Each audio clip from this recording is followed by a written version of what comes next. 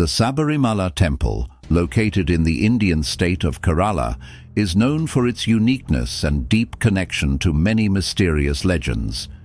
This temple is dedicated to Lord Ayyappa, who is believed to be the son born from the union of Lord Shiva and Lord Vishnu in his Mohini form. This is a rare and sacred relationship that offers a new perspective on Indian religious beliefs.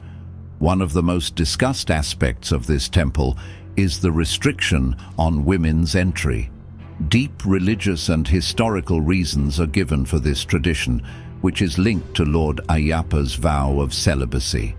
However, how did this tradition begin, and what is the complete story behind it? This question has always intrigued devotees and historians. Sabarimala Temple is not just a place of worship, but also a remarkable blend of culture, faith, and traditions, making it unique worldwide. When we tried to explore the mysteries of this sacred temple, we discovered something fascinating that will increase your curiosity. It is believed that before having the darshan of Lord Ayyappa, devotees must first circumambulate a nearby mosque called Vavar Mosque. What is the historical and religious significance behind this? What is the connection of this mosque, and how is it related to Lord Ayyappa? Another important question arises. Why must every devotee observe 41 days of celibacy and follow a pure lifestyle before visiting the temple? The temple is enriched with many such deep mysteries and traditions. To understand these secrets and their origins, we must delve into the pages of history. These beliefs and customs trace back to an ancient legend that begins with events related to the demon Mahishasura. Mahishasura performed intense penance and pleased Lord Brahma. Lord Brahma asked him to request a boon. Mahishasura asked for immortality, but Lord Brahma explained that anyone who takes birth in this world must eventually die. Hearing this, Mahishasura asked for a boon that he could only be killed by a woman. Considering women to be weak, he accepted this boon. After receiving it, he began misusing his power. He took control of all three worlds and tormented everyone with his tyranny. His behavior toward women was also inhumane. When his terror became unbearable, the gods sought help from Lord Shiva. Since Mahishasura could only be defeated by a woman, Lord Shiva instructed Goddess Parvati to take the form of Goddess Durga. Goddess Parvati assumed the form of Durga and, with her immense power, killed Mahishasura, freeing the three worlds from his terror. However, the story does not end here. Mahishasura's sister, Mahishi, vowed to take revenge for her brother's death. She performed rigorous penance and received a boon from Lord Brahma that she could only be killed by a son born from the union of Lord Vishnu and Lord Shiva. Lord Brahma granted her this rare boon. Mahishi believed that such a birth was impossible, but fate had different plans. Her terror spread everywhere. Meanwhile, another demon, Bhasmasura, asked Lord Shiva for a boon that anyone on whose head he placed his hand would immediately turn to ashes. Lord Shiva granted him this wish. However, Bhasmasura, in his arrogance, attempted to test his power on Lord Shiva himself. At that moment, Lord Vishnu took the form of Mohini and, using his unmatched intelligence, tricked the demon into placing his own hand on his head. As a result, Bhasmasura was reduced to ashes. This story teaches us that God always finds a way to establish righteousness and justice against arrogance and evil.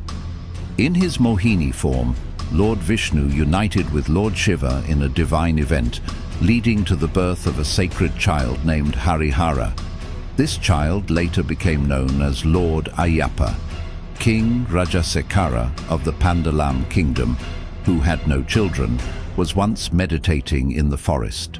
At that time, he saw a crying infant surrounded by divine light on the banks of the Pampa River. At that very moment, a great sage appeared and instructed the king to take the child to his palace. The sage also said that when the child turned 12, his divine purpose would be revealed. The king lovingly named him Manikanta. Sometime later, the king and queen were blessed with their own son. Manikanta and Prince Rajan grew up together. Due to his exceptional abilities and wisdom, Manikanta became loved by all. He mastered the Vedas and the art of warfare with remarkable skill. After completing his education, Manikanta expressed his wish to offer Guru Dakshina, a sacred offering to his teacher. Recognizing Manikanta's divine nature, his guru requested a blessing for his mute and blind son, asking for his sight and speech to be restored. Using his divine powers, Manikanta fulfilled his guru's wish, expressing his gratitude in return. As soon as Ayyappa placed his hand on his guru's son's head, the boy was able to see and speak. This event became a powerful testament to Ayyappa's divine abilities and compassion. Among King Rajasekara's two sons, Ayyappa was the elder and possessed extraordinary qualities. The king decided to choose Ayyappa as his successor. However, one of the ministers in the royal court was unhappy with this decision. He wanted to become king himself.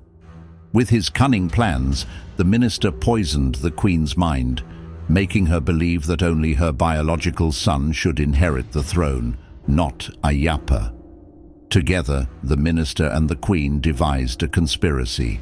The queen pretended to be seriously ill, and the minister told the king that the only cure for her illness was tigress milk.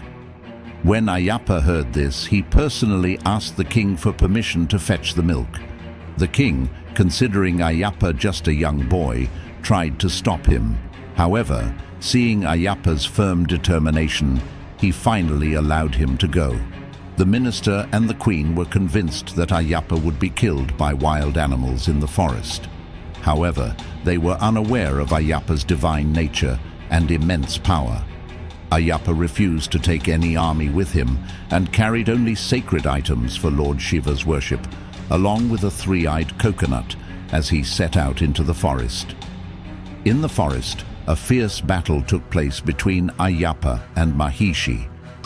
During this intense fight, Ayyappa defeated Mahishi and cast her down from heaven to earth. Their final battle occurred near the Ajutha River, where Ayyappa, as a symbol of his victory, danced while standing on Mahishi's chest. Realizing her defeat, Mahishi understood that Ayyappa was not an ordinary human, but the divine son of both Hari, Vishnu, and Hara, Shiva. Accepting her mistake, she embraced her fate and surrendered to death. After Mahishi's death, Lord Shiva appeared and instructed Ayyappa to reveal his divine identity. He told Ayyappa to return to King Rajasekara. At the same time, Lord Indra, in the form of a tiger, accompanied Ayyappa to the palace. When the royal family saw a group of tigers at the palace gates, they were terrified. However, they soon realized Ayyappa's divine nature. The queen and the minister understood their mistakes and deeply repented for their actions. Afterward, Lord Ayyappa blessed everyone and disappeared. His disappearance left King Rajasekara in deep sorrow and mental distress, but soon Ayyappa reappeared in his divine form to console the king. He instructed the king to build a sacred temple on the Sabarimala mountain and install his idol there. Ayyappa also told the king that devotees visiting this temple must follow strict penance, fasting, and religious discipline. He mentioned the importance of 41 days of rigorous penance, celibacy, and the sacred 18 steps. Following Ayyappa's divine command, the king began the construction of the Sabarimala Temple. Once the temple was completed, Lord Parshuram himself crafted Ayyappa's divine idol and installed it in the temple. Thus, the worship of Lord Ayyappa began in a proper and sacred manner. Today, the Sabarimala Temple is considered one of the world's most important pilgrimage sites. Every year, millions of devotees visit the temple with deep faith and devotion. To reach this sacred place, devotees undergo strict penance, crossing dense forests and high hills. to seek the blessings of Lord Ayyappa. Makara Jyothi is the divine place where Lord Ayyappa permanently resides to bless his devotees. However, a significant question arises. If this temple represents faith for all, why is the entry of women prohibited? The answer lies in the story of Mahishi's defeat. Behind this restriction is a unique and sacred legend. The story begins with the slaying of Mahishi. When Lord Ayyappa defeated Mahishi, she transformed into a beautiful woman. She then revealed her true identity and said that her name was Vratham. She explained to Lord Ayyappa that she had been cursed to live as a demon and that she could only be freed from this curse after her death. Hearing this, Lord Ayyappa blessed her and told her that she was now free to live as she wished. After this, the young woman made a humble request to Lord Ayyappa, which put him in a difficult position. She expressed her desire to marry him and serve him for the rest of her life. Lord Ayyappa listened to her request with seriousness, but his vow of celibacy prevented him from accepting it, as he could not marry anyone. To resolve the situation, Lord Ayyappa proposed a solution. He said, "From now on, I will go to the forest and meditate. Devotees will undertake a difficult journey to come and meet me. When devotees stop coming, I will marry you." Hearing Lord Ayyappa's words, Vratham was overjoyed. She then decided to stay near him and faithfully wait for the fulfillment of his promise. Even today, near the Sabarimala Temple, there is a temple dedicated to Vratham in honor of Lord Ayyappa. This temple symbolizes her unwavering faith and devotion toward Lord Ayyappa. The Sabarimala Temple follows specific customs and rules designed to enhance the mental and physical discipline of devotees. Those who visit the temple must observe strict celibacy and fasting for 41 days. During this period, they are required to consume only pure vegetarian food, control negative emotions such as anger, fear, and jealousy, and follow the path of righteousness. An important part of this pilgrimage is the ritual of circumambulating a mosque in Erumeli village, which is associated with Sufi Sant Vavar. Vavar was a devoted follower of Lord Ayyappa, and this tradition has been followed for nearly 500 years. Sabarimala Temple is not just a religious site, it is a symbol of devotion, penance, and faith. Its traditions teach us patience, self-discipline, and respect for all religions. Through this story, we have shared with you the mysteries and beliefs that make the Sabarimala Temple unique and special.